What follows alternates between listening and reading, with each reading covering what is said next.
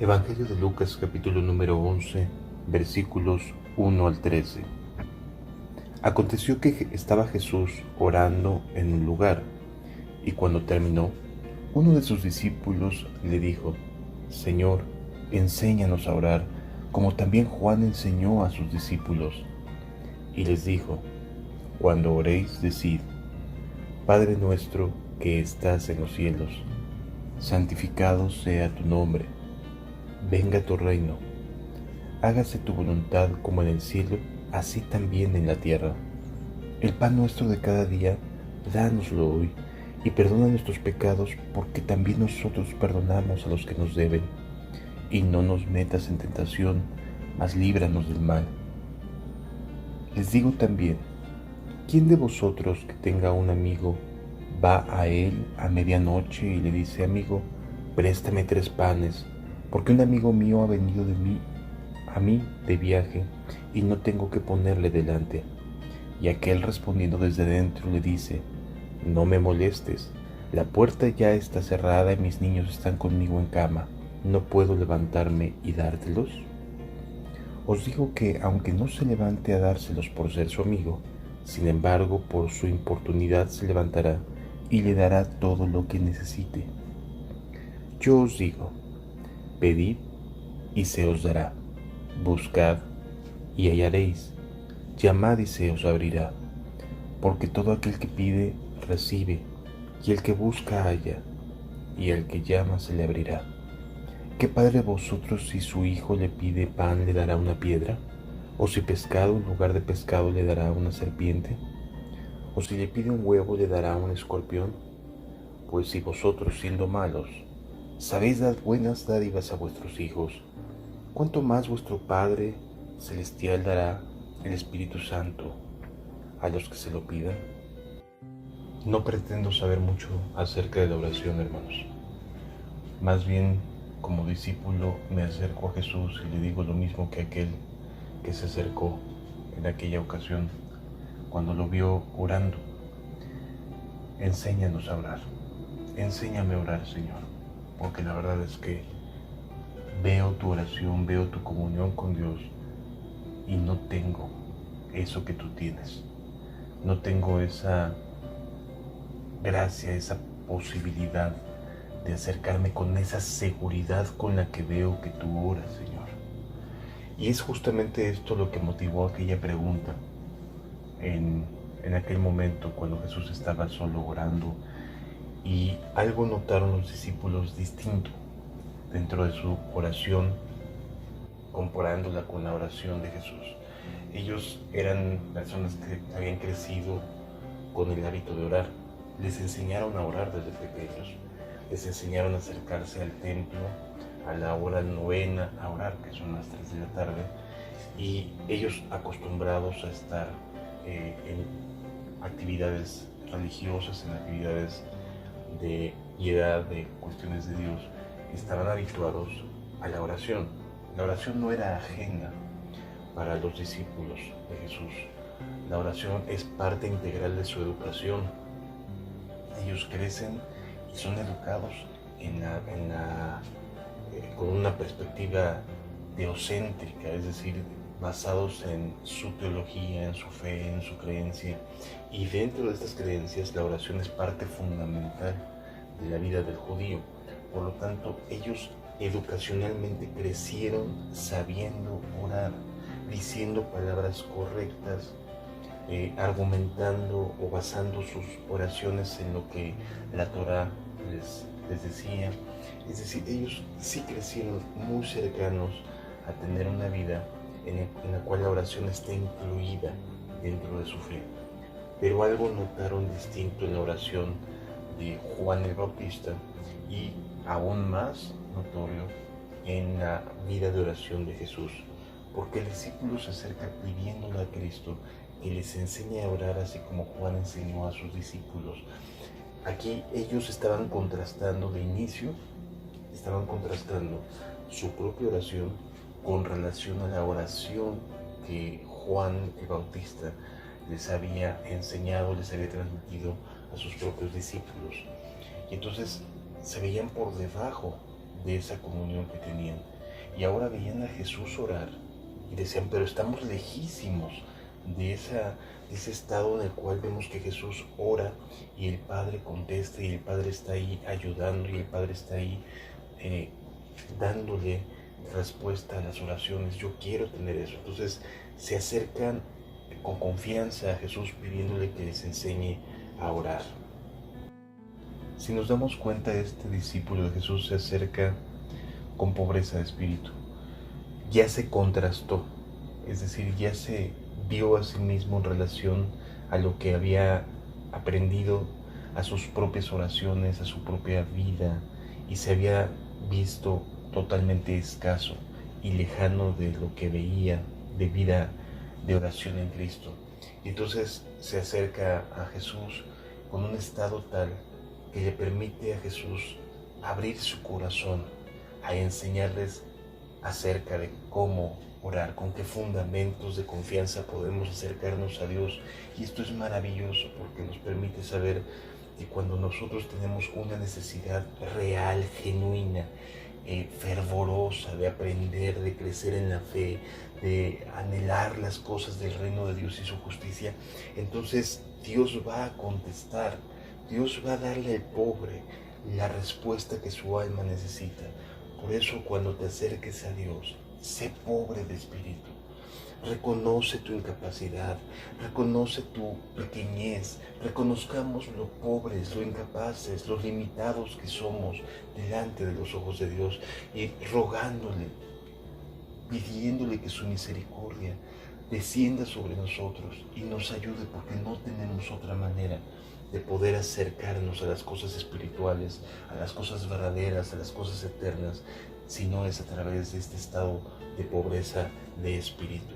La soberbia se tiene que quedar afuera, el orgullo, todo lo que podemos saber y con lo que crecimos en nuestra infancia y los éxitos que pudimos haber tenido, déjalos a un lado, acércate con una necesidad, con una pobreza de espíritu a Jesús y dile, enséñame a orar.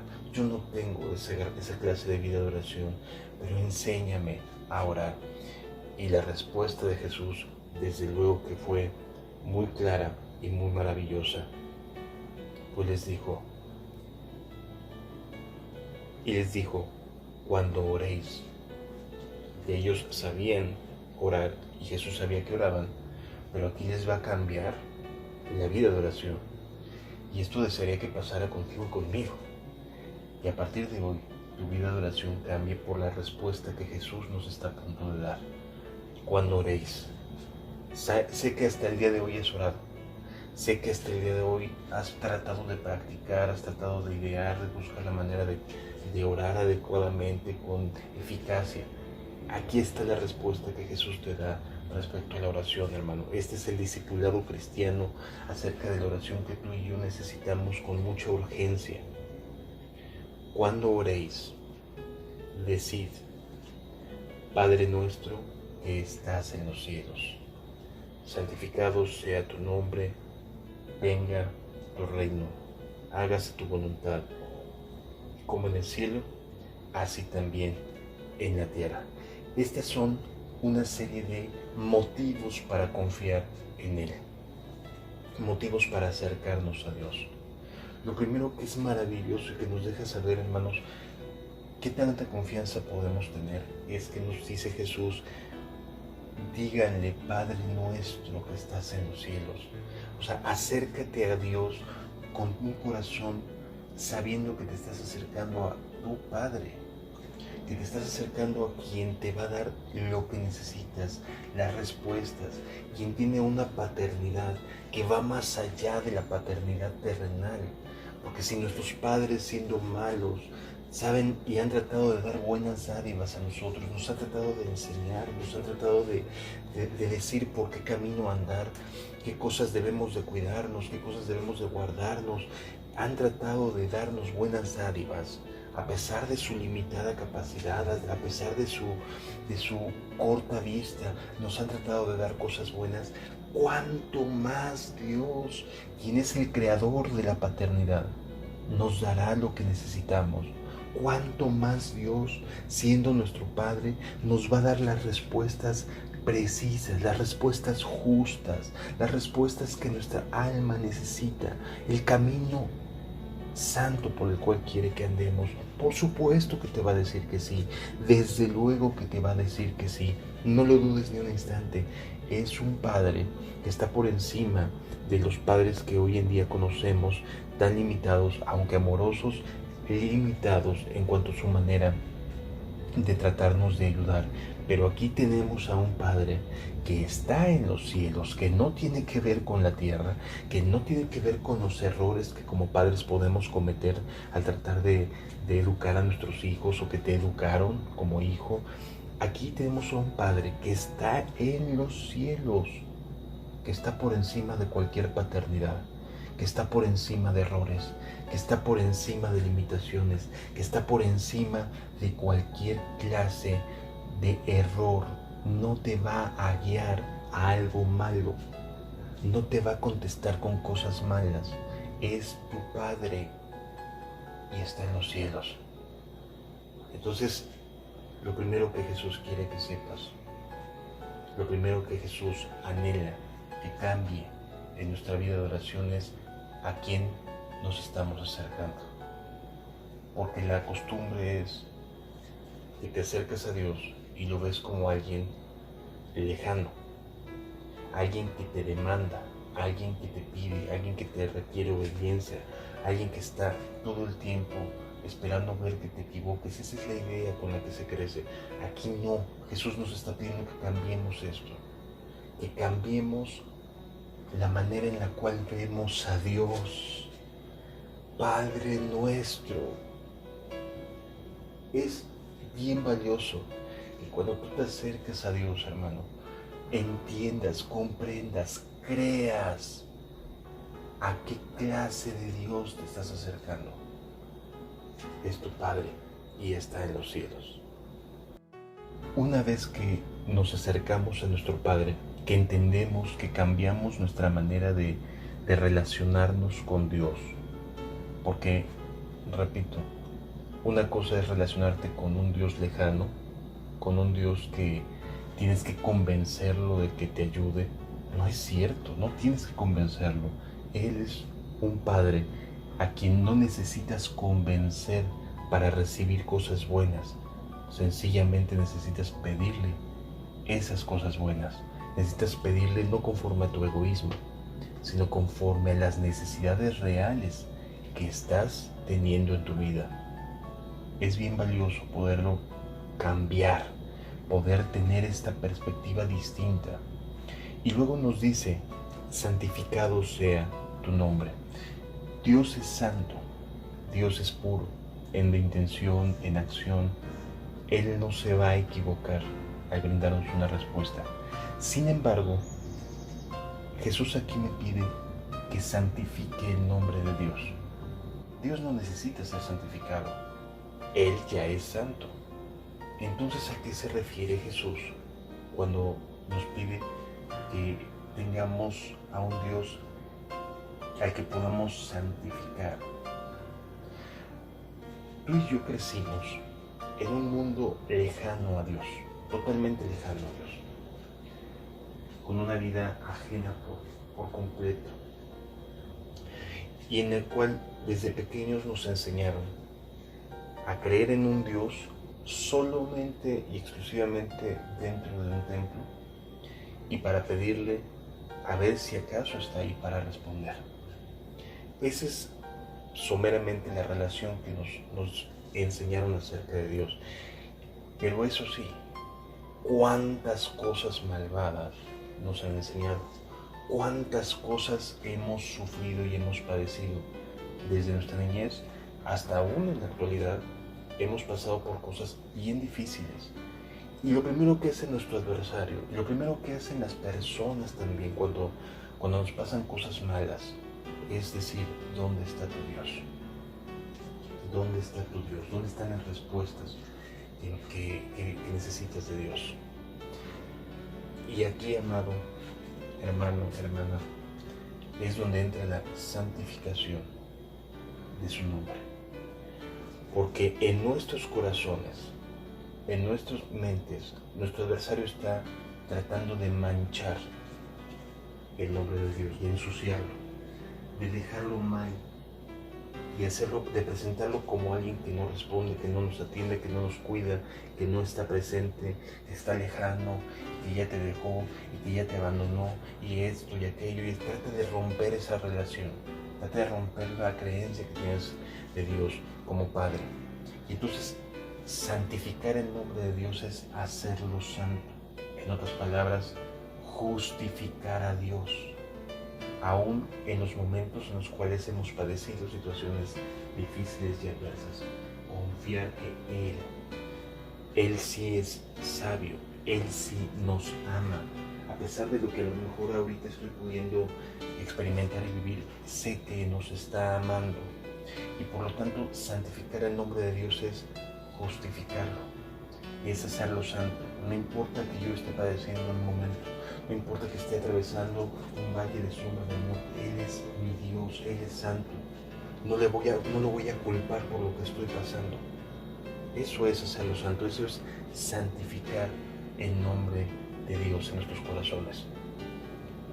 Es no culparlo de las cosas que nos suceden, de los daños o de los males que otros seres humanos nos hacen. Por eso es tan importante entender que cuando santificas a Dios, lo liberas en tu mente, no porque Él realmente necesite de esta libertad. Él es santo y sus decisiones son sabias y son hechas en justicia. Pero en nuestras mentes pequeñas, en nuestras limitadas capacidades, hay cosas que pueden afectar nuestra perspectiva acerca de nuestro Dios. Por lo tanto, lo que nos pide la Escritura aquí a través de Jesús es santifícalo.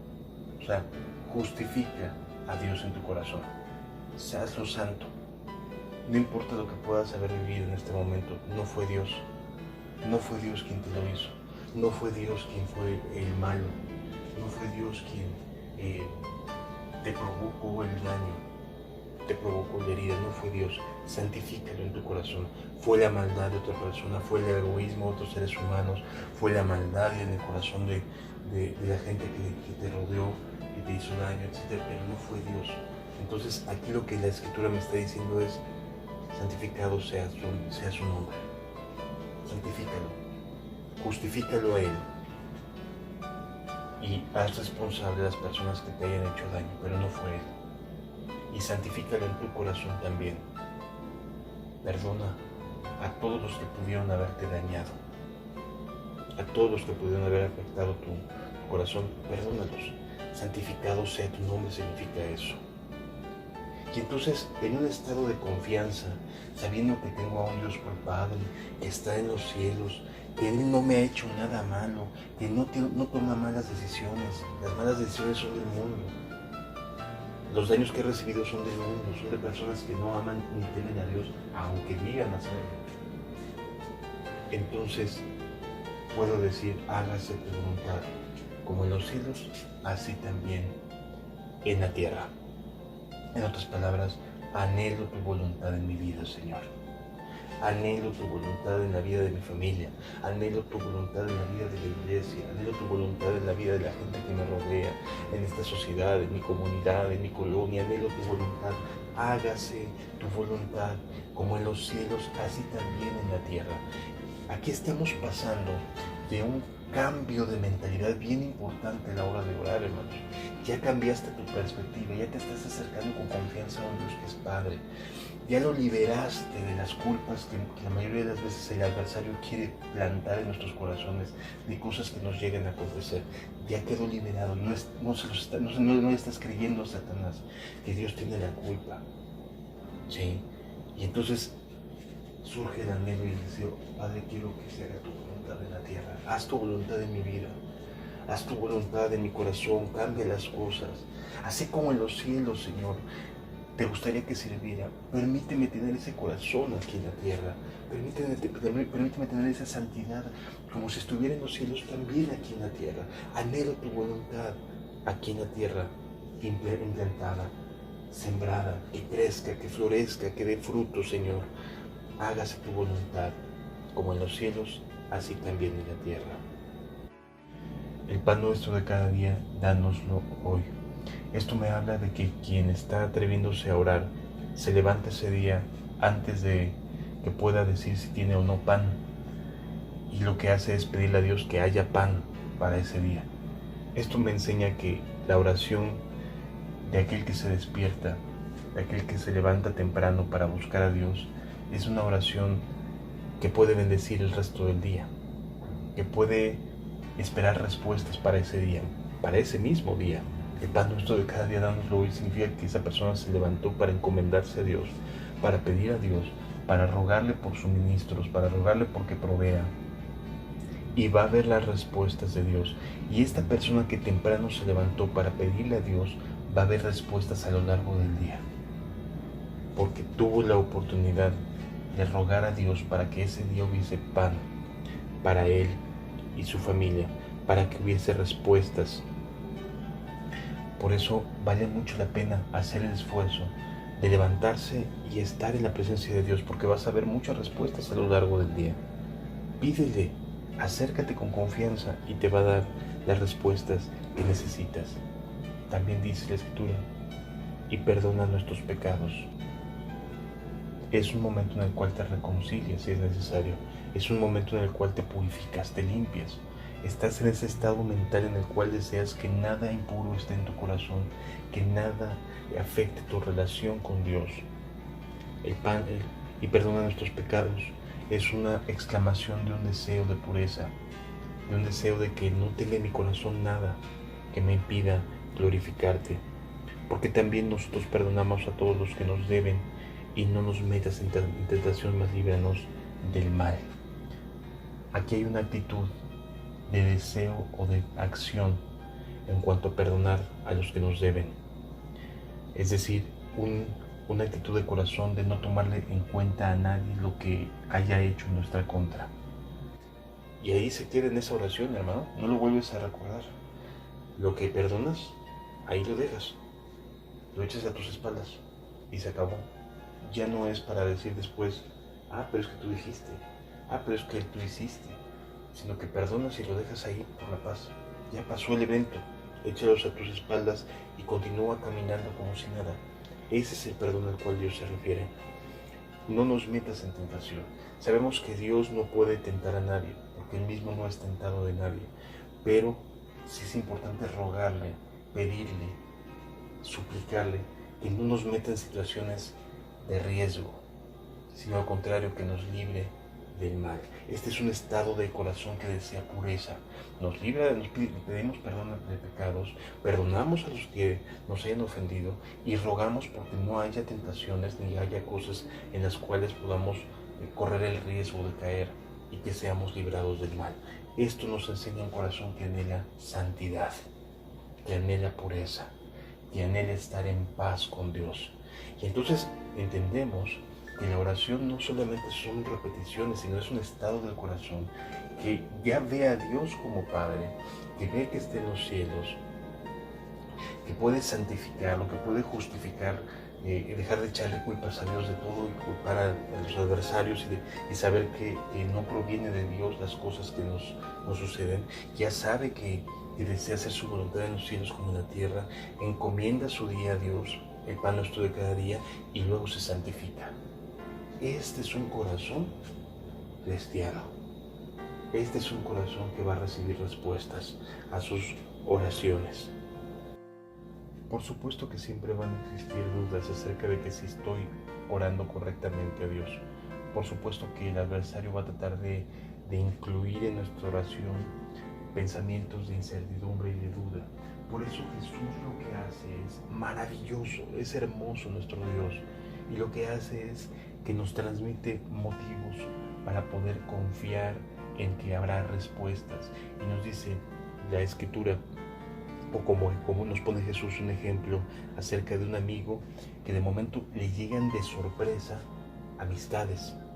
Él no esperaba que de pronto llegaran a tocarle la puerta y le dijeran: hola, venimos a saludarte.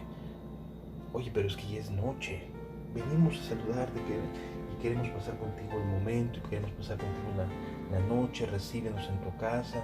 Y entonces este amigo se queda pensando cómo hacerle, porque sabe que no tiene para poderles recibir. Está consciente de su pobreza, está consciente de que no tiene con qué alimentarlos, está consciente de que no tiene cómo responderle a estas personas que llegaron de sorpresa a su casa, que no tenía previsto alimento para ellos. Sin embargo, pues no los puede dejar así, no puede dejar que estas personas pasen hambre y que no les atienda, no les ponga algo delante de la mesa. Y entonces se queda pensando este hombre, bueno, ¿qué hago? Y se le ocurre, voy a ir a visitar a mi amigo tal, a mi vecino. Yo sé que él me va a poder ayudar. Es tarde, sí, es verdad. Seguramente ya está acostado, a lo mejor hasta dormido está. Qué pena. Pero no tengo otra manera de poder poner un pan en la mesa de estos amigos que acaban de llegar de sorpresa. Y entonces va y toca la puerta de su amigo y le dice, amigo, me vinieron a visitar de momento. No tengo que ponerles en la mesa. ¿Me puedes prestar 3 panes? ¿Me puedes ayudar con 3 panes para ponerles en la mesa? Esta actitud es algo que Jesús nos está pidiendo que hagamos. Atrevimiento. Atrevimiento en los momentos en los cuales se nos presenta una necesidad que no estábamos previendo y que nos podemos atrever a pedirle a Dios, Señor, suple esto. No es para mí, es para estas personas que están llegando. Dios ya cené, Señor. Podría haberle dicho este hombre, yo ya comí algo, pero me llegaron de sorpresa, no los esperaba y ya me comí lo único que tenía. Yo pensaba mañana comprar algo, pero mira, Señor, me acaban de llegar, tengo esta necesidad. Y entonces se acerca a su amigo y su amigo estaba ya en cama con sus hijos, estaba ahí ya tratando de descansar y de momento llegan a la puerta. ¿Quién puede ser en esta hora? ¿Quién me molesta en este horario? Porque ya estoy aquí tratando de dormir a mis hijos y me están tocando la puerta. ¿Se va a levantar? Sí. No a lo mejor con el entusiasmo porque ay, mi amigo me llegó a visitar a medianoche, sino porque existe una importunidad, un momento en el cual o doy una respuesta o se va a quedar allá afuera mi amigo. O sea, no me agradó, no fue agradable que mi amigo viniera en este momento, pero le voy a dar todo lo que necesita porque fue inoportuno. Y aquí hay un santo atrevimiento a la hora de pedir, hermanos, a la hora de atrevernos a orar. Orar tiene que ser atrevido. Sí, tiene que ser atrevido, pero tiene que tener un fundamento bien fuerte de necesidad. Aquí encontramos la necesidad y el atrevimiento. Y hubo respuestas, y se paró y le dio todo lo que necesitaba. Esto es una actitud a la hora de orar. No es para mí, es para los que acaban de llegar. Por favor, ayúdame. Eliminas el egoísmo porque es para la atención de personas para las cuales tú no tenías una respuesta que ofrecer y vas buscando ayuda para poder ofrecer esa respuesta. La oración es así, es un santo atrevimiento, un momento de ser inoportuno porque hay una necesidad que atender. Y así es como Jesús nos está enseñando que nos atrevamos a orar. ¿Se va a levantar esa persona? Por supuesto que se va a levantar. Nos va a ayudar. Y luego afirma Jesús. Todo esto tiene que ver con motivarnos a orar, a que nos atrevamos a usar de atrevimiento santo. Y luego nos dice, porque todo aquel que pide, recibe. Y el que busca, halla, y el que llama, se le abrirá. Por supuesto que habrá respuestas. Sí es importante tener claro que hay una necesidad. Y desde luego que habrá respuestas. No lo dudes ni un poco, te estás acercando a tu Padre que está en los cielos. Desde luego que habrá respuestas. Porque el que Padre de vosotros y su Hijo le pide pan, le dará una piedra. O sea, tú le estás pidiendo, Señor, ayúdame. Necesito tu ayuda para santificarme. No quiero pecar, no quiero ofenderte. ¿Te va a decir que no te ayuda? Desde luego que te va a decir que te ayuda. Por supuesto que esa es una oración contestada con un sí de antemano. Pero necesitas externarle a Dios tu necesidad. Necesitas compartirle a Dios tu tu necesidad, tus emociones, tus momentos difíciles. Atrévete a abrirte al reino de los cielos. Los cielos están abiertos, su gracia se derrama sobre ti, pero necesitas atreverte a ser inoportuno. Atrévete. El que pide recibe, y el que busca halla, y el que llama se le abrirá. ¿Quién de vosotros, si su hijo le pide un pan, le dará una piedra? O sea, si un hijo tuyo te viene a pedir, dame algo de comer, ¿le vas a dar algo que no es comible? ¿Le vas a decir, a ver, siéntate aquí y ponte a leer un libro? ¿Le vas a contestar aquí, siéntate y quédate esperando? No, te vas a levantar y le vas a dar los alimentos que necesita. O si pescado, en vez de pescado le dará una serpiente. O sea, vas a darle un daño por lo que te está pidiendo. Tú le estás pidiendo algo de comer, algo para nutrirte. ¿Te va a responder mal? No, no te va a responder con una serpiente. No te va a mandar al hoyo. Te va a responder bien. Confía, cree. O si le pide huevo, le dará un escorpión. No, le va a dar el pescado, le va a dar el huevo, le va a dar el pan. Por favor, atrévete a pedir.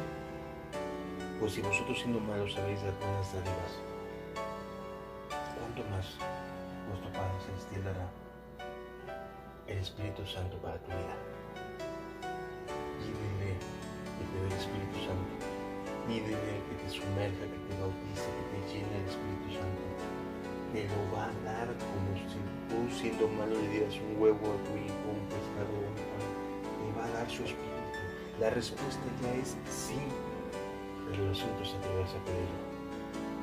La respuesta es atreverse a pedirlo y tener una necesidad real en el corazón. Amado, nuestra vida de oración puede cambiar el día de hoy. Que te atrevas es distinto, pero puede cambiar tu vida de oración realmente. Por favor, atrévete a hacerlo. Atrévete a pedirle.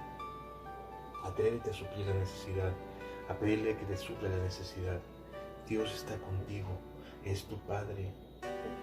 Y aquí puede haber un cambio en todo lo que conocías acerca de la oración. Atrévete. Atrévete a ser santo. Y justificar a Dios no tiene nada que ver con que Dios tenga alguna culpa, no. Es que a veces el adversario puede meter cizaña en tu corazón. Atrévete a llamarle Padre. Dios está contigo y te está ayudando y me está ayudando. Que Dios te bendiga y te guarde en todo momento. En el nombre de Jesús. Amén.